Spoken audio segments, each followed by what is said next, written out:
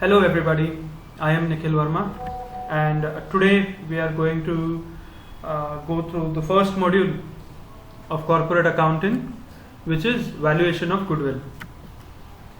In order to understand valuation of goodwill, let us first understand what do you mean by goodwill. Goodwill means the reputation of the company. However, in accounting terms, goodwill refers to an extra asset available to the business due to various factors such as nature of business, a specialized product, location of business, etc. Now, this is the meaning that is given in textbooks or in my notes. You'll find this meaning. But what does it mean in real? How do you identify what is goodwill?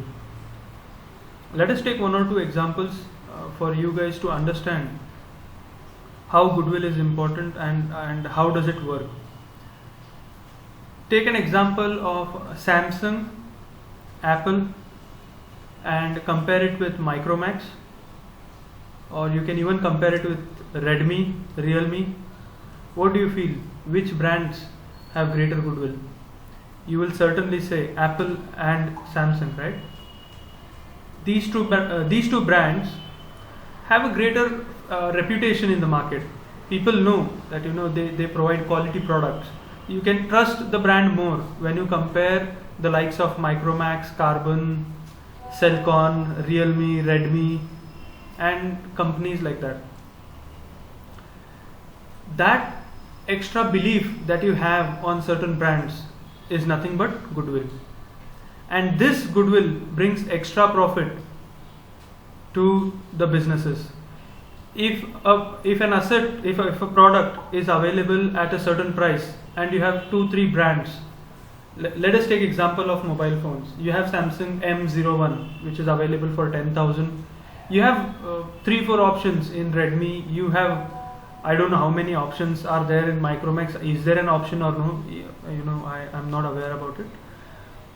If given a chance, which one would you select? You would certainly look at the specs, but assume that the specs are more or less the same. You will be more of an opinion to buy a Samsung phone rather than buying any other brand.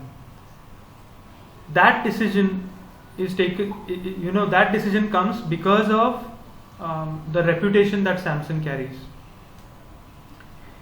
If you have iPhone and you have an option to buy an iPhone or a Samsung, given that they are of the same price, you definitely go ahead with an iPhone, right?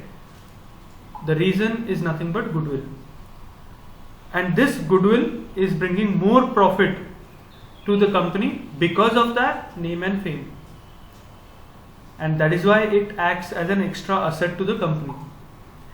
So in simple terms, goodwill means the present value of expected future earnings.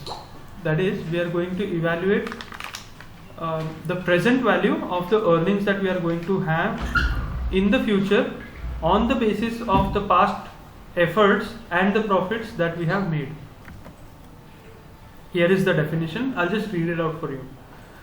According to the Institute of Chartered Accountants of India, goodwill is an intangible asset arising from sound business connections or trade name or reputation of an enterprise. So according to ICAI, there are multiple reasons why goodwill arises, and it is an intangible asset, something that you cannot see or touch. So the second definition that I have taken is by Justice Lord Macnaghten. The goodwill is the benefit and advantage of good name, reputation, and connections of a business. It is the attractive force which brings customers. If you see in both the definitions, they have used similar words, that is reputation, connections, sound business.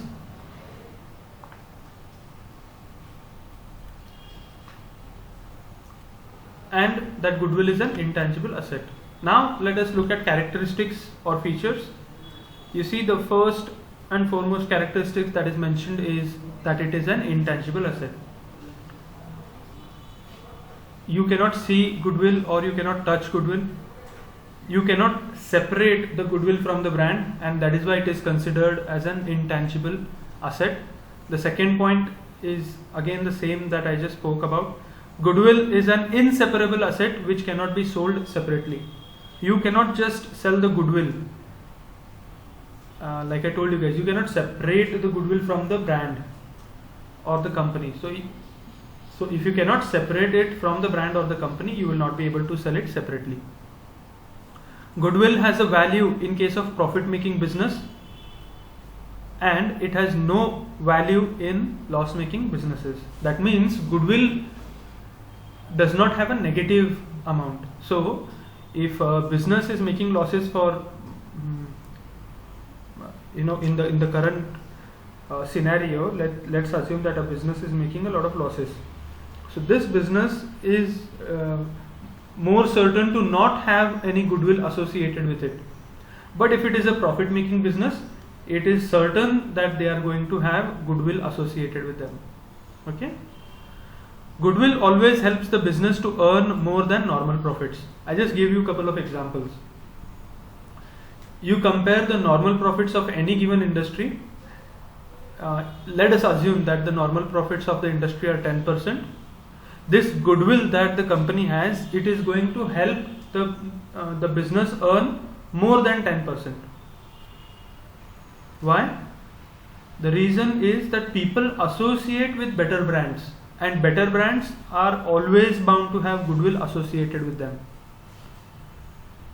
And that is how goodwill helps a business attract more customers and make more than normal profits. Goodwill is subject to fluctuations but not depreciation. Goodwill is an intangible asset, and you got to understand goodwill in order to realize that it cannot have any depreciation. But it is definitely going to fluctuate every now and then.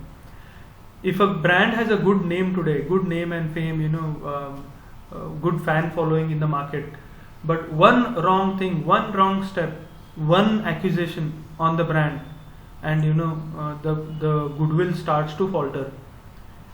One defective product, one defective service, and if it makes news and if it spreads around, the goodwill will fall. The goodwill will start to fluctuate. On the other hand, if your name, if your offerings, if the product or service that you are offering has garnered more attention than normal, it is going to help you gather more goodwill. It is going to help you. It is going to make you famous. So when it makes you famous, it is going to get you fan following, and it is going to build your brand. When brands are built, customers become loyal. You tend to add more people. When you do that, your goodwill is increased. So goodwill doesn't remain stagnant. It definitely fluctuates. It might rise sometimes and it might fall sometimes, depending on various factors. The next point is goodwill value differs from one valuer to another because its value is not objective but subjective. With whatever we have spoken until now, by this you should have understood that goodwill is more of a subjective valuation, and it cannot be objective. It's up to an individual how they perceive the value of a company. On those basis, goodwill is evaluated. So there is no one fixed method to evaluate goodwill. There are multiple techniques, and these techniques change from valuer to valuer. And the last point is goodwill is recognized by Indian Accounting Standard 10. On this particular point, we are going to discuss more in the next few slides that we are going to get. So let us not discuss about it more. Let's just remember that one certain type of goodwill is recognized by Indian Accounting Standard 10. The next point that we have is need for valuation. Why do we need to evaluate goodwill? Why is there a need to find out how much the goodwill is? Well, for that we have three scenarios rather. Firstly, we are going to see why goodwill needs to be evaluated in case of sole trading concerns. Then we are going to look at the reasons why we need to find out the value of goodwill in case of partnership firm. And lastly, we are going to look at joint stock companies. So first, sole trading concerns. Under sole trading concerns, the need for valuation of goodwill arises when they either want to sell their business to others or when they want to convert it into a partnership firm or a joint stock company.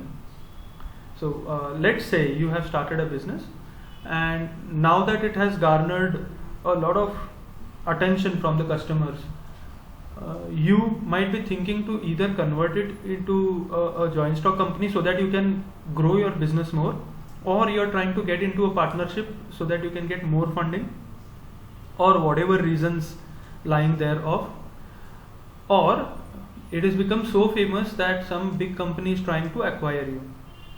Now when any of these scenarios occur, you do not want to sell all the assets of your company at their book values, right? Because you have spent so much time building this brand. So how do we evaluate this brand? How do we value this brand? The valuation of that brand, apart from all the tangible assets, the net assets that are there in the company, the best way to value it is finding out the value of goodwill. So on either of these scenarios, in case of a sole trading concern, there is a need for valuation. There might be some other rare cases which we might not have been able to identify, but there are various reasons why you would need to evaluate goodwill in case of sole trading concerns. Talking about partnership firms. In partnership firms, there are more reasons why you need to value or evaluate the goodwill or find out the value of goodwill. The first such need is change in profit sharing ratios. In partnership firms, there might come a time when the partners' profit sharing ratio might change. How much it should be changed cannot be identified solely on the basis of the money that they invest. We need to find out the value of the business and then compare the investment of a certain partner, because of which the profit sharing ratio is going to change. So if the value of goodwill is more, then the profit sharing ratio fluctuation will be less. But if the value of goodwill is less, then the profit sharing ratio might fluctuate more depending on the investment made by one of the partners or more than one of the partners. So they have an inverse relationship. Value of goodwill and profit sharing ratio have an inverse relationship. Then the second point here is at the time of admission of a new partner. Similar to increasing the investment of one of the partners, adding a partner also is going to change the profit sharing ratio. It is going to add one more person in the profit share. So how much share of the profit should the new partner get cannot be determined on your investment and the new partner's investment alone.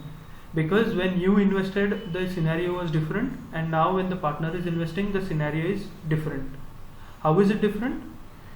Because when you invested, probably it was in the initial stages of commencing the business. That time nobody knew, most probably nobody knew your business, or the business was very famous then, and now the business has taken a hit. So the amount of valuation you would have had 2 years back, you might not have now. Or like I took the first example where let us assume that you were also one of the founding partners. So when you founded, nobody knew your company, and now most of the people in the city know your company, and now a person is interested to become a partner. So his investment cannot be compared with yours, because the scenario when the investment was done is totally different. So how do you make justice with this kind of investment? How do you make justice? You can justify the profit sharing ratio of the new partner by finding out the value of goodwill of the company, and then you can tell the new partner that the goodwill of our company is now this, and on this basis, if you invest this much, you will be given a share in the profit of this much. So on those basis you can calculate the profit sharing ratio. The third point is on the death or retirement of a partner. If one of the partners is retiring, or God forbid a partner has deceased, then they will have to find out a technique of how do they go about doing their business. Do they add a new partner, or do they continue with the remaining partners, or what decision to make? On those basis, on the basis of their decision, the future of the business is decided. So when a partner is deceased or a partner is retiring, there will be a change in profit sharing ratio, and whenever there will be a change in profit sharing ratio, we will have to calculate the value of goodwill. Another point is when the firms want to amalgamate with any other firms, adding one more firm or amalgamating with any other firm, is definitely going to affect the investment and the profit sharing ratio. And when profit sharing ratio is affected, you need to evaluate goodwill. Last point says when the firm is sold or converted into a joint stock company. So conversion into a joint stock company, it is similar to how I explained to you in the sole trading concern. So even in partnership firms, sometimes you would want to sell it to somebody, or somebody is willing to buy your firm, or you are converting your firm into a joint stock company. Since there will be a change in the ownership or the way the company functions, there is a need to calculate the value of goodwill. In case of joint stock companies, when there are two or more companies that want to amalgamate under purchase method alone.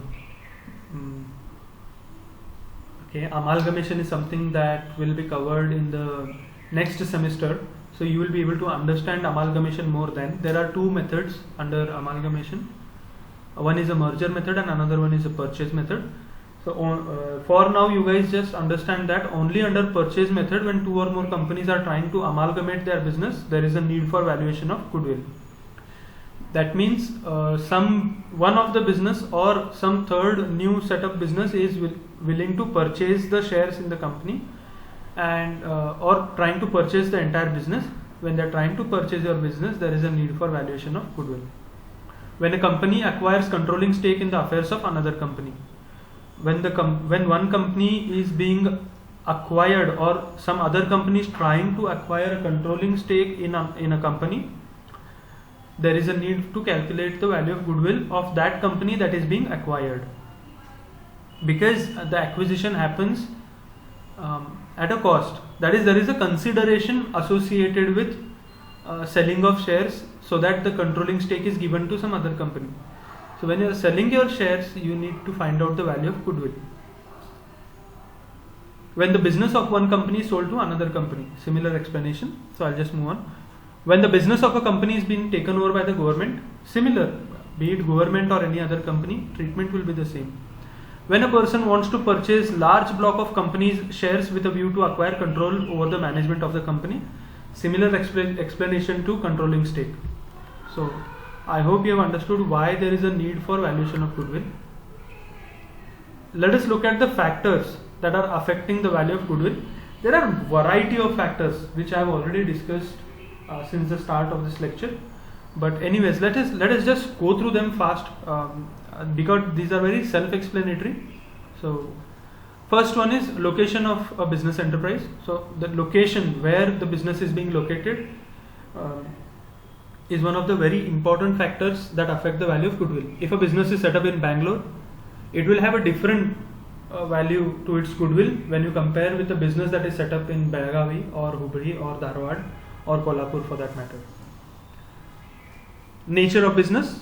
What is the nature of business? What industry you belong to? Even that has an impact on the value of goodwill. Trade name or reputation, already discussed. Risk factors. More risk, obviously there will be more profits, and if there are more profits, there will be more goodwill. Possession of trademarks, patents and copyrights. Even these things play a big part in valuating or enhancing the value of your goodwill.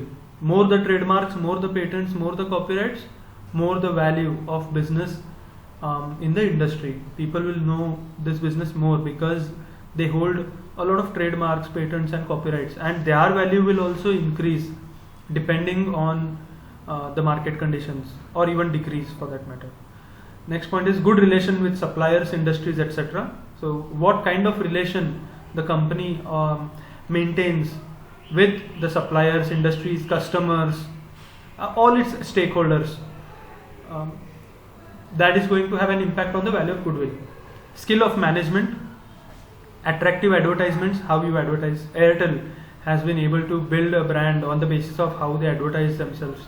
Coca-Cola for that matter, Thumbs Up, a variety of brands that we can take example of how they are able to build better relations with customers depending on their attractive advertisements. Sincere, loyal, efficient and controlled employees. The more the control on the employees, the better work culture persists in an organization. The better work culture, the better name and fame. The better name and fame, better goodwill. And various other factors like continuous research and development activities, maximum number of outlets and service centers for the product. This is another important factor, guys. Post-sale service, that has really great impact on the value of goodwill. It doesn't matter how much you sell, but how you react after selling is what matters the most in the current scenario, that is in the modern trade. Next is effective training programs, reliable and high quality products. This goes without saying. Good and sound public image. This particular point goes hand in hand with various other points that we have seen now. Favorable government rules and regulations and favorable industrial policies. Now that you have understood what is goodwill, what are the factors that affect the valuation of goodwill, why do we need to evaluate goodwill, let us understand what are the types of goodwill. I had told you guys, you will have in next few slides we are going to discuss about accounting standard 10, and which is one particular type of goodwill that is recognized by the accounting standard 10. So there are two types of goodwill. One is purchased goodwill and another one is non-purchased goodwill. Let us try to have a look at what is purchased goodwill and what is non-purchased goodwill. So purchased goodwill arises only when one enterprise is acquired by another business. So that means that one particular business is trying to acquire another business or has acquired another business.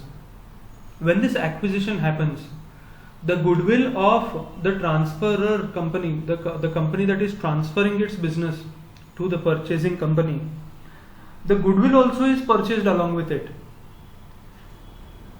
Let us assume that company X is acquiring company Y, and company's Y assets, net assets, that is total assets minus outside liabilities, comes up to 10 lakhs rupees.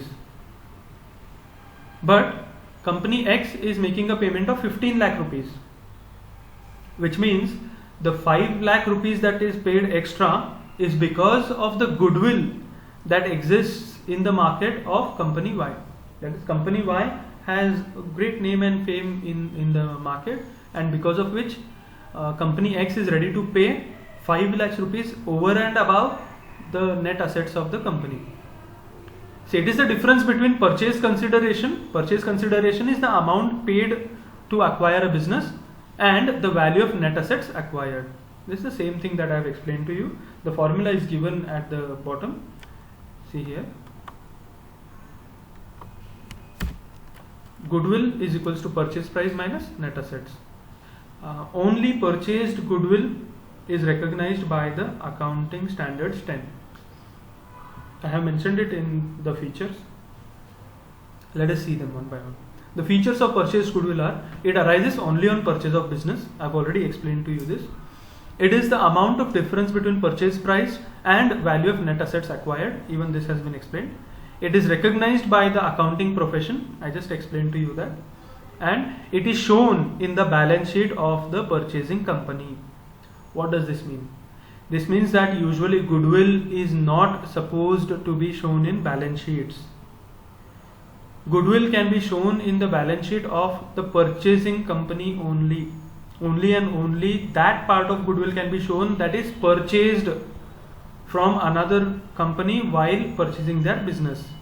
Self-generated goodwill or non-purchased goodwill cannot be shown in the balance sheet. Even this goodwill, purchased goodwill, is not supposed to be shown for a lot of time. The company will have to find out ways to defer the adjustment of goodwill and to write it off as soon as possible. Let's say in span of 5 years, 4 years, 5 years, 6 years, you'll have to write off the goodwill in the form of deferred payments, or anyhow you can do it. The next type is non-purchased goodwill. This is also called as self-generated or raised or inherent goodwill. As this is a self-generated goodwill, there are no costs associated with it, hence it cannot be shown in the balance sheet. Self-generated goodwill means you find out the value of your goodwill, but you do that for the sake of understanding what is the value of your goodwill. You cannot show this goodwill in your balance sheet because you have not incurred any kind of expenses to generate this goodwill, as in to purchase this goodwill. You have not spent any money, and that is why you cannot show it in the balance sheet. See, the features of this particular goodwill are, it is self-generated. Like I told you guys, you find out the value of goodwill just to understand what is the value of your goodwill in the market, or if you are trying to sell your company to some other company, that is when you try to find the value of your goodwill. This is a goodwill that is self-raised or inherent. No costs can be placed on it. You cannot say that I spent this much money to raise this goodwill. You cannot do that. Okay. It is not reflected by purchase transaction. Since you are not purchasing this goodwill, it is not reflected by a purchase transaction. It is not shown in the balance sheet. Like I told you guys already, it cannot be shown in the balance sheet. This value of goodwill, that is non-purchased value of goodwill, is solely based on subjective judgment on the basis of valuer. How you evaluate the goodwill of your company, the company that is trying to purchase your company is not going to evaluate the goodwill in the same terms. They will have their own technique of evaluation of goodwill of your company. So when you sit for the trade, they are going to come with their own negotiation styles. They are going to come up with their own value of goodwill of your company, and on those basis they are going to have negotiations with you. Now coming to the last part of the first lecture, we are going to see which are those methods that we are going to learn in this module. Methods of valuation of goodwill, that is. There are two methods, broadly classified into two methods. The first method is valuation based on net assets method. This is usually asked for 5 marks. But the most important part of this module, that is valuation of goodwill, is the second method, which is valuation based on profitability approach. Usually questions for 15 marks are asked on this method. Under valuation based on profitability approach, there are two types. First is average profit, and second one is super profit. Under average profits, we have 3 more types, which is simple average profits method, weighted average profits method, and capitalization of average profits method. We will have a look at them individually probably in the next class. Then under super profits, there are 4 types. First one is purchase of super profits method. Second one is sliding scale valuation of super profits method. Third one is annuity method of super profits method, and fourth one is capitalization of super profits method. So this was a brief introduction of valuation of goodwill. From the next class, we might start with illustrations. I don't want you all to keep a mind block that corporate accounting is tough. I have told it in the previous lecture as well. Corporate accounting is fairly easy, very easy to understand if you pay attention and listen to the lectures. And if you have any doubts, get it clarified then and there. Don't wait for the professor to ask you individually, are there any doubts, or are you not understanding something, because it will be difficult for us to have, give individual attention to students, especially in this current pandemic situation when we are taking classes online with the help of YouTube videos. We are making these videos and uploading online so that you can watch them again and again until your doubts are clarified. And yet if you have any doubts, you are free to contact us and get your doubts clarified. Please don't keep a mind block. I'm telling it again. Please don't keep a mind block that corporate accounting is difficult. Corporate accounting is very easy subject, and it's a subject that you can score 100 out of 100. This subject has that potential, and many students do score. Okay. With this, I conclude this lecture. From the next class, we'll start with illustrations. Thank you so much, guys.